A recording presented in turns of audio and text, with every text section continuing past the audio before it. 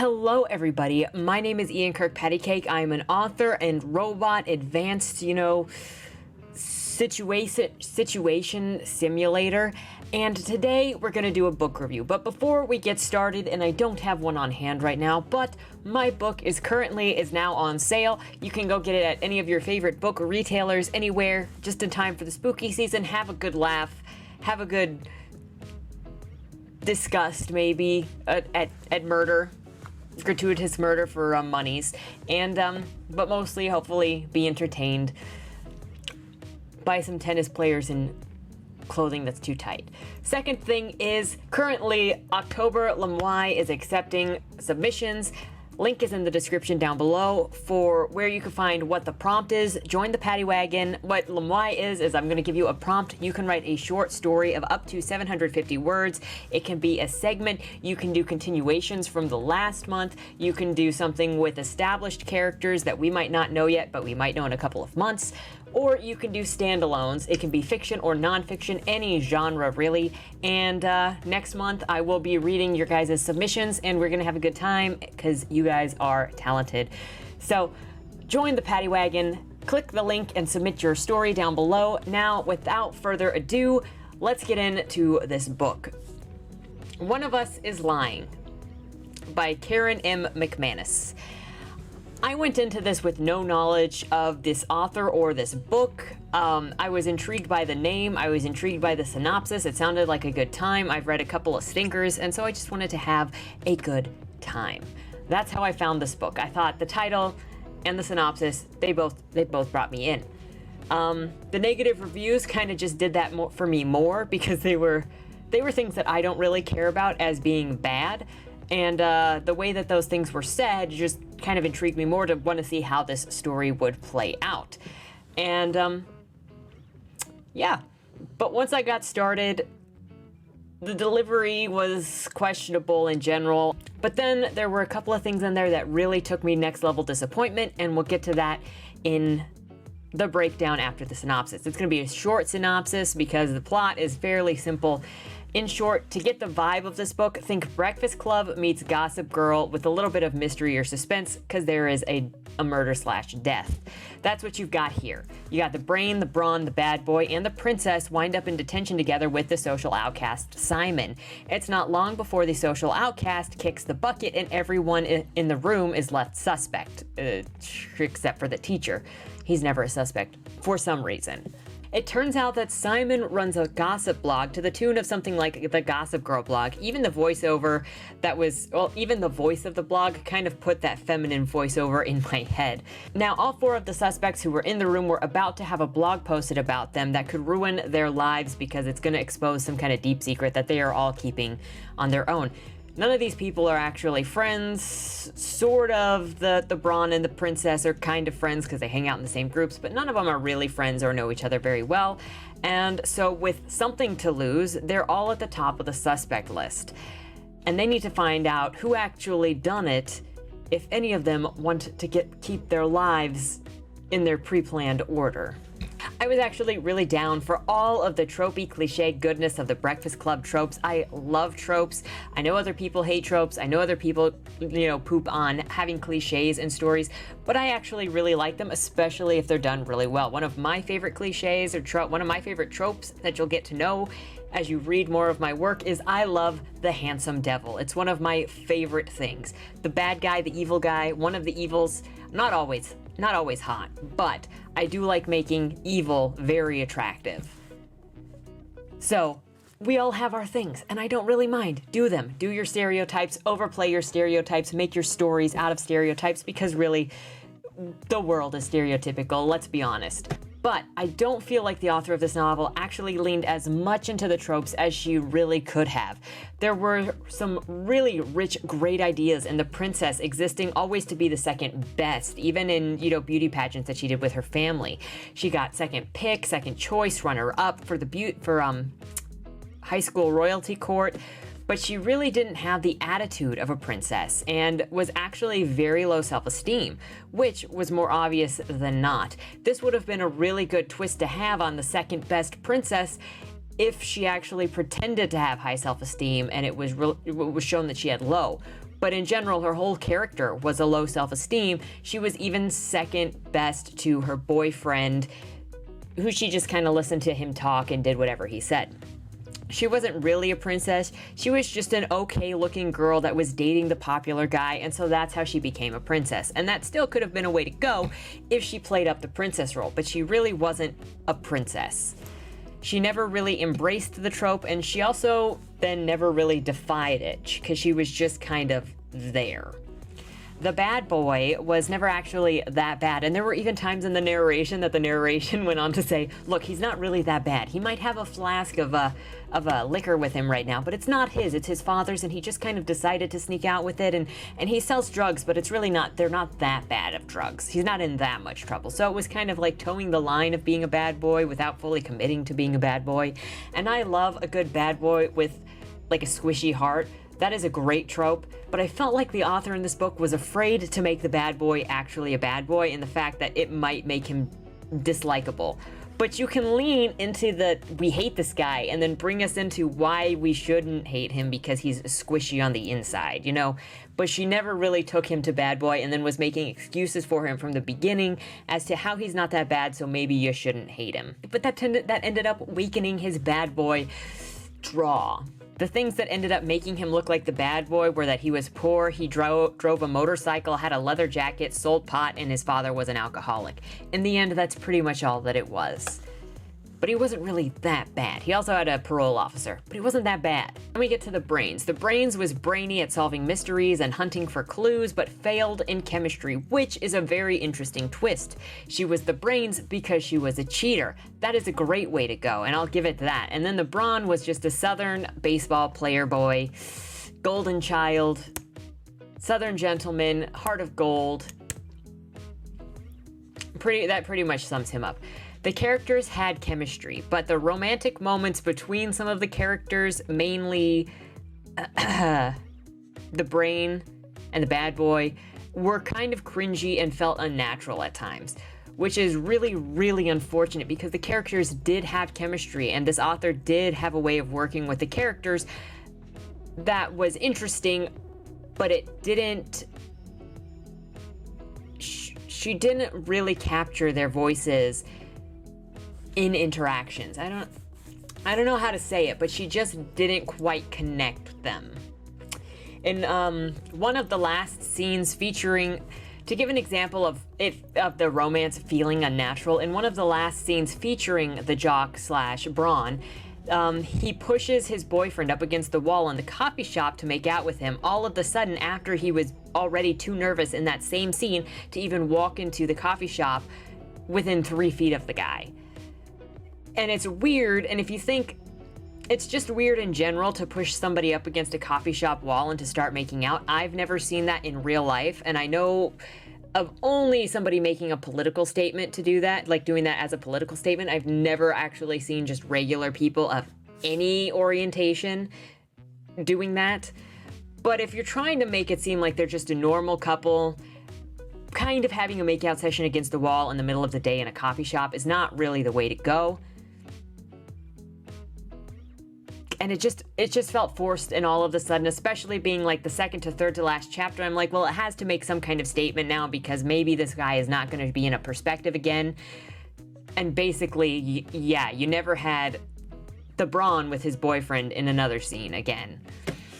The side characters were predictable, and on that note, we hit the same stereotypical behavior that I've been experiencing in every contemporary novel that I've read, where the characters say or does something that's meant to be mean to one of the MCs, and then that character says that mean thing, and then they sneer, or they throw their head back, or they laugh, or it's because they're super bitter. Like, it gives it away that they're supposed to be doing something evil instead of just like, they're testing somebody, they're trying to get a reaction because they are hurt and they want to, you know, it doesn't have to be because they are evil. It doesn't have to be they're saying or doing something to the main character that might hurt the main character because they want to maliciously do it. It could be because they are suffering and they want to see if it'll have a reaction on the other person.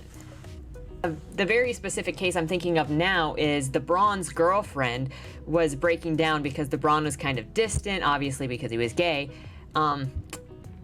But the Braun was distant from his girlfriend, who didn't know he was gay at the time, and was breaking down about, well, why don't you care about me and all of this stuff. And she goes, well, I slept with, or I had a relationship with, you know, one of your friends before we got together. And then he doesn't really respond, and she freaks out. And she says that, oh yeah, she says that. She says they hooked up before her and the Braun got together, and she was sneering with bitterness after she'd said that.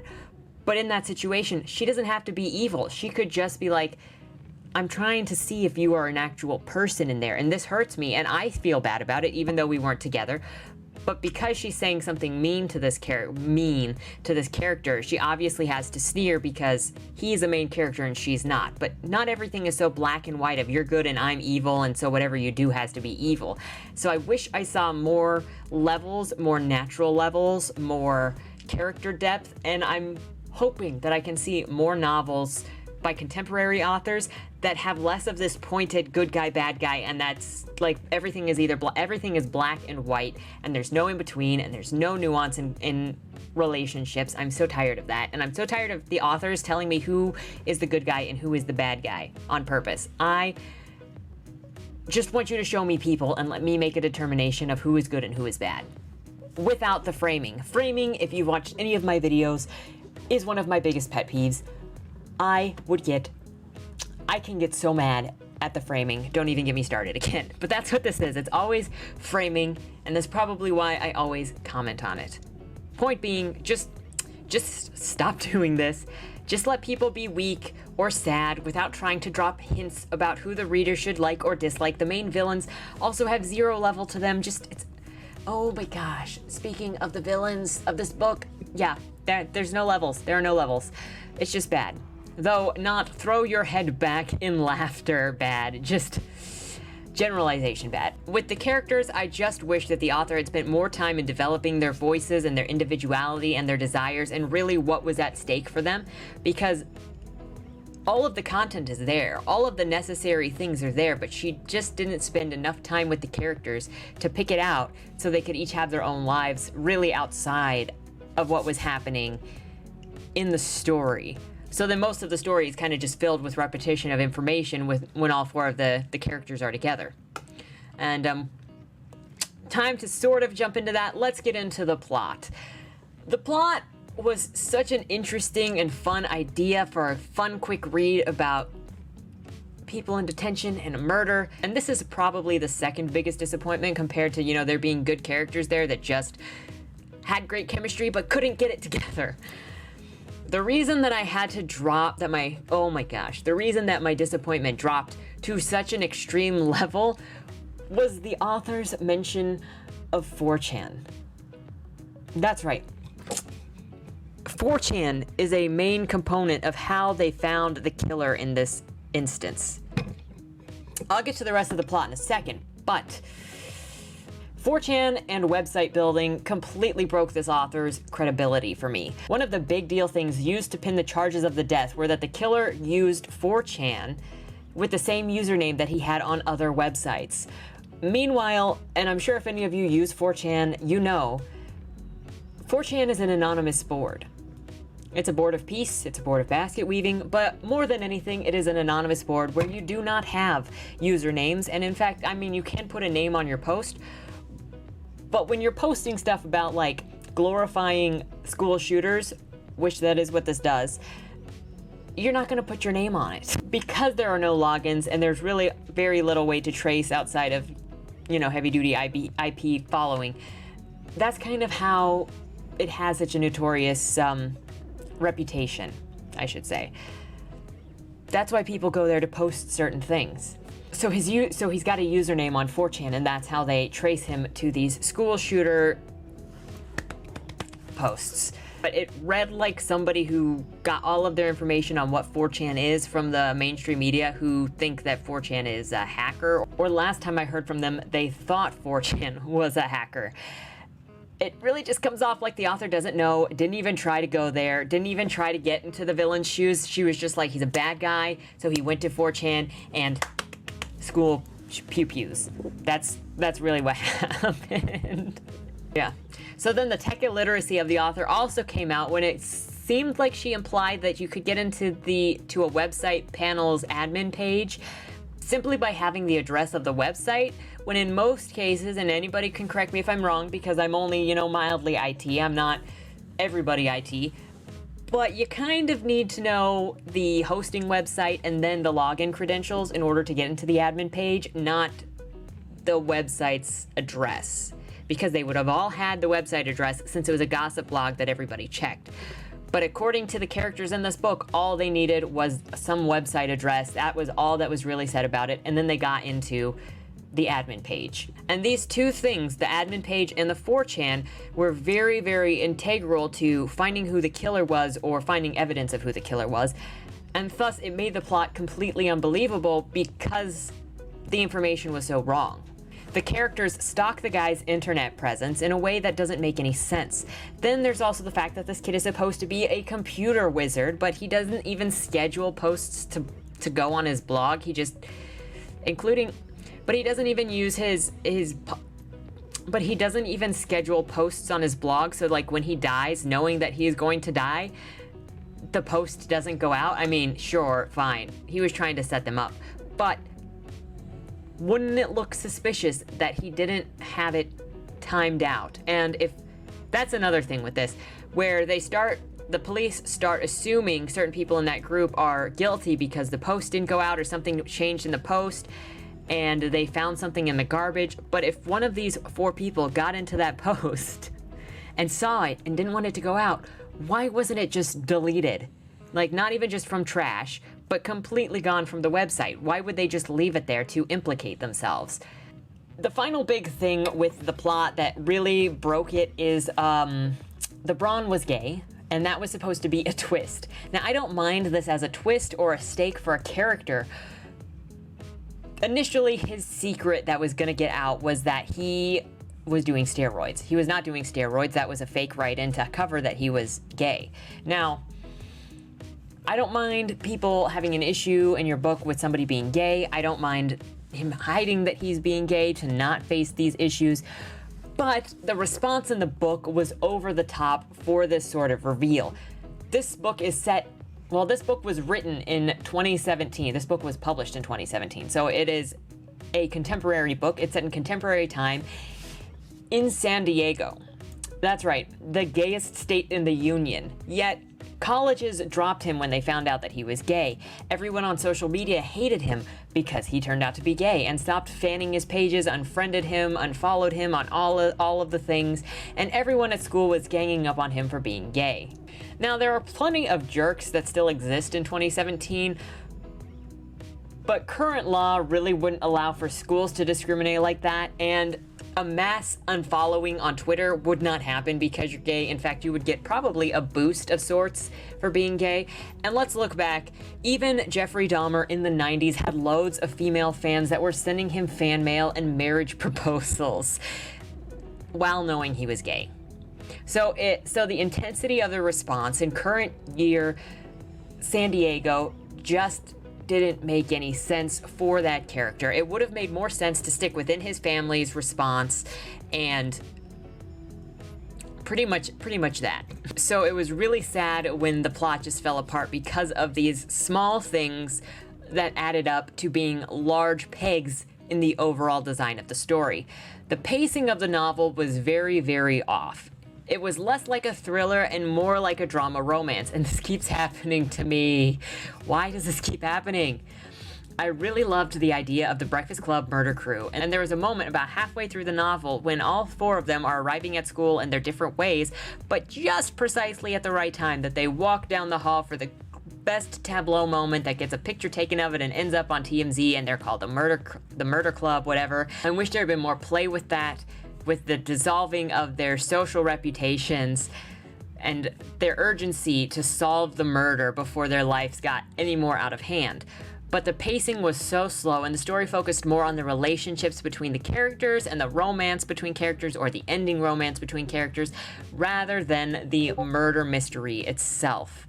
The pacing of the story was slowed down the most by the changing POV of the characters, which then kept reiterating information that we have already gotten about who done it, why they done it, how it happened, them talking to the police talking to somebody else, revealing the exact same information 4 or 5 times.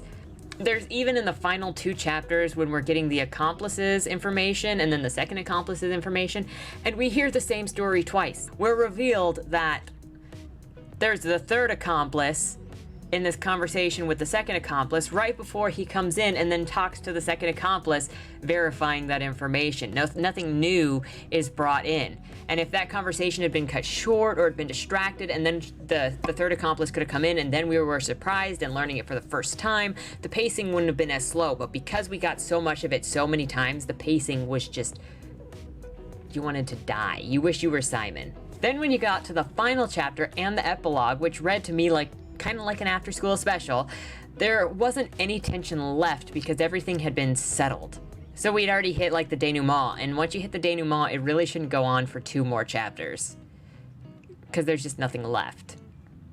I mean, that's just me. Let me know what you think in the comments down below. After you hit the climax and you're in the denouement, how long do you think is appropriate to go on with no tension whatsoever? The last 2 chapters / the last 1 chapter in the epilogue were basically used to do a roll the credits happily ever after tie-up, and the epilogue was just a scene that shows at the end, and the epilogue especially was the scene that shows at the end of the credits that doesn't really affect the story, but if you wanted to watch it, there it is. I wish the book had focused more on the murder and sensationalism of all of it and how it messed up these kids' lives and their need to solve it before they got wrecked, but it really couldn't do that because it revealed their secrets all the way at the beginning of the book, so there were no secrets to be kept from anybody. They all already knew the secrets by chapter 3. Having a ticking time clock of opportunities being taken away would have drastically changed the pace of this book. It sort of had that at points, but it didn't focus on it. It focuses more on the families and friends and lover relationships building and falling apart and the allegations, more than figuring out whose lives are going to be turned upside down and how, and forcing it. It would have been more interesting to use the suspicions of the 4 against each other, thinking one of them is going to be next. But that's not used either. They all just immediately more or less trust each other, and I never believed that any of them was the killer. They were all framed too nicely by the narration. It's all in the framing, you guys, remember that. And by jumping through each of their heads, they told us straight up that they were fine. So there was really no tension for the reader of what did they know that we don't know. We knew everything.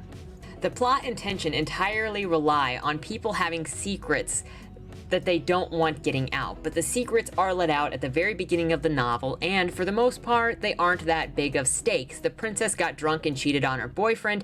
I don't really understand how that's a stake when pretty much every popular girl at the school is a whore, but that's something else. The bad boy's secret is that he's still selling drugs and, under his parole officer's nose, but everybody already knows it. She has to already know it too, so that's no surprise. The Braun secret was that he was gay, and that being in California in current year should have been a big deal. The Brain was the one who had the most to lose because she cheated on a chemistry test and she was about to give valedictorian and was applying to Ivy League schools, and her parents were Colombians that didn't want to be associated with cheating and lies and crime for obvious reasons. Still, the secrets were revealed at the start, so they left no tension for the story to be had. So they left no tension to be had in the story. The multiple POV could have really worked for this, but I think the way that it was actually pulled off was hurt by the point of view switching. With a title like One of Us is Lying, I was kind of expecting characters to actually try and hide their problems from one another from the beginning. It'd be suspect of one another, but they're not, and they're all just very honest, and they're just straightforward, and they're like, I didn't do it. And so there's no use of the one of us is lying. None of them are lying. And so it's so unfortunate that the biggest casualty of this novel was the lack of suspense and tension. Suspense comes from the reader or viewer knowing that there's a bomb, but the MC doesn't know about it, and we're waiting to see if the MC can get to it in time or if they lose everything.